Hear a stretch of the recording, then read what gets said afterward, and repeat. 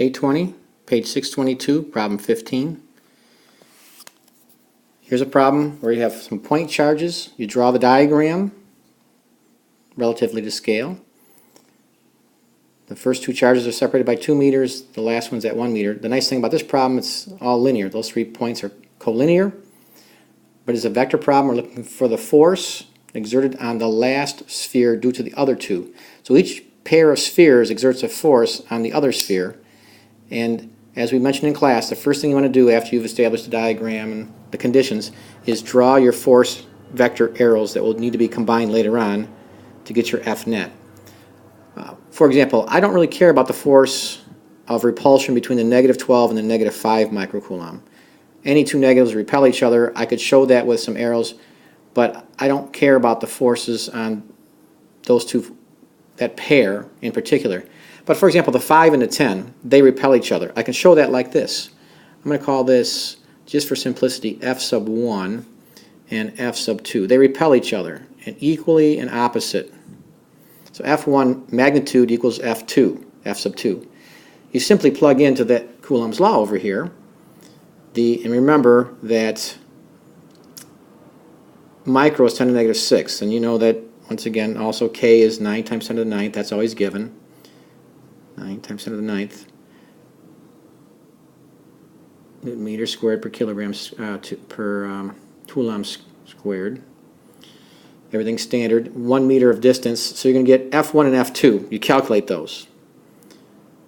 There'll be a numerical value. I really don't care about F2, but F1 and F2 will be the same magnitude. All right. Then let's look at the outer two, the negative 12 and the negative 10. They're also repelling each other. And the way you would show that in the diagram is the same way you did the first case. They repel. It's going to be a weaker force. I'm going to call this F sub 3. Doesn't matter what you call it. That's a pair of forces repelling. Because of the great distance, they'll be fairly small forces. That's F. That should say F4 way over there on the left-hand side. That's F sub 4. Doesn't look like an F. Anyway, but F3 and F4 are equal to each other, but same thing again. You plug in K is 9 times 10 to the 9th. You have negative 12 and negative 10 microcoulombs. You don't worry about the negatives in the equation when you're doing vector problems. All the negatives are taken care of with your diagram and the way the arrows are pointing. So bottom line is here, you'll be calculating F sub 3 and F sub 4, which you can kind of ignore F sub 4, and F sub 2 you don't care about. All you care about is F sub 1, this guy, and F sub 3. And you look at your diagram to figure out how do I add those vectorially. If they're at angles, you might have to do components or Pythagorean theorem, but the nice thing here is they're lined up, and in fact they're both pointing in the same direction, so it's as simple as just adding them arithmetically. So if F1 is 7 and F3 is 2, 7 plus 2 is 9, because they're lined up. If they're opposing each other, as you know, you would simply subtract them. If they're at angles, you do components or Pythagorean theorem.